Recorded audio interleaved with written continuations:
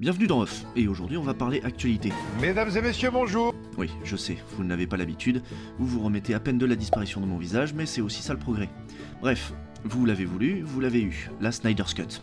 Bon, on va pas dire ici si c'est bien ou pas, parce que d'autres le font mieux que nous, et on va encore se poser une question que personne ne se pose. Vous connaissez l'économie de l'offre ? J'en étais sûr. Allez, c'est parti. L'économie actuelle repose sur le principe de l'offre et de la demande.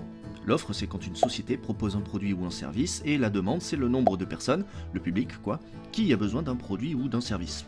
Ouais, c'est facile. Et quand l'offre rencontre la demande, donc une société propose un produit à quelqu'un qui en a besoin, on y définit un prix. Le prix varie selon la quantité d'offres et la quantité de demande. Plus il y a d'offres par rapport à la demande, plus les prix baissent, et inversement proportionnel selon le théorème de Thalès. Non, attends, c'est quoi ça ? C'est sur mon script ça ? Non. Jérémy, c'est à toi ça ? Je sais pas qui est Jérémy. Mais alors c'est quoi le rapport ? Patience, jeune moucheron, j'y viens. Si on applique le principe à l'histoire du cinéma, on se rend bien compte que jusqu'à maintenant, les producteurs proposent des films et le public va les voir une fois qu'ils sont faits. Oui, ça paraît évident dit comme ça, mais en réalité ça nous montre que le cinéma est une économie d'offres. Le public n'a pas de besoin, il ne veut pas voir un film en particulier, il se contente d'aller voir les films que proposent les producteurs. La demande n'existe pas, ou très peu. Quand il fait un film, le producteur a donc bien du mal à savoir combien de personnes iront le voir au final, et donc combien il va rapporter, et donc combien il peut dépenser pour le faire. Le but étant de ne pas dépenser plus qu'on va gagner avec le film, sinon on fait faillite. Donc globalement, pour estimer son budget, le producteur prend la température du public. Il voit quel film marche, et il estime ce que le public aime voir, ce que le public attend. Sauf que c'est toujours un risque. Parce qu'en analysant Avatar, par exemple, il est difficile de voir quels critères ont poussé le public à aller le voir. Le casting, le scénario, la fable écologique, les effets spéciaux, je sais pas. Vous savez, vous ? Sauf que maintenant, on a Internet. La communication est facile et tout le monde peut facilement donner son avis sur tout.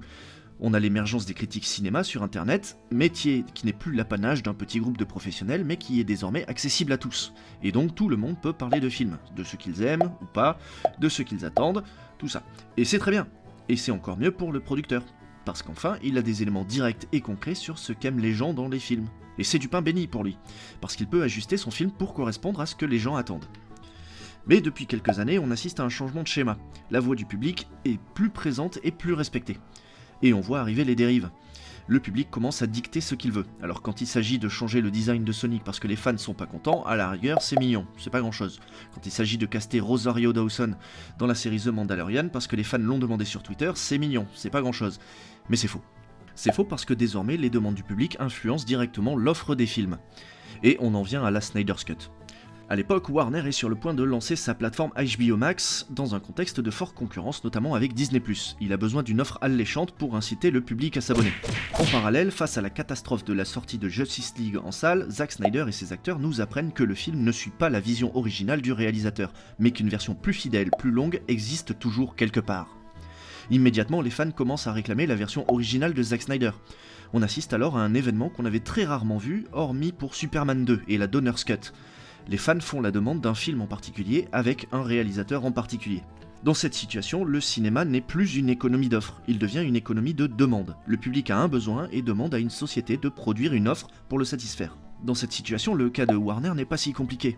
Pour lancer sa plateforme, soit il finance un film entier qui soit assez prometteur pour concurrencer Disney+, soit il peut miser sur l'intérêt des fans pour un montage alternatif d'un film qu'il a majoritairement déjà financé, quitte à réinvestir dans des reshoots.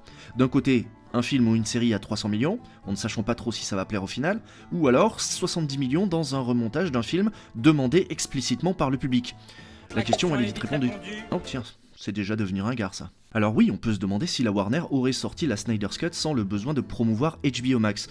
Et c'est peut-être un cas particulier. Sauf que maintenant, le public demande à voir la suite. Le hashtag Restore the Snyderverse est repris massivement. A priori, Warner a déjà dit qu'il n'y aurait pas de suite et que c'était un événement exceptionnel, mais ils avaient déjà dit ça pour la Snyder's Cut.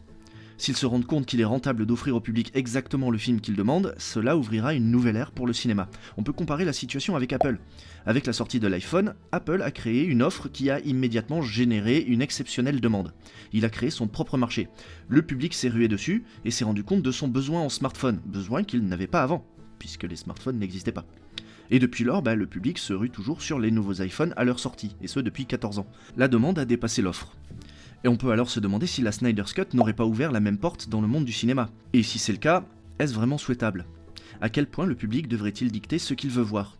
Si on prend le cas de Rosario Dawson, et que ça devenait une pratique courante, on n'aurait peut-être pas eu Heath Ledger en Joker ou Viggo Mortensen en Aragorn. Parce que le cinéma est aussi beau par des concours de circonstances ou des choix a priori improbables qui, mis bout à bout, arrivent à créer quelque chose de marquant.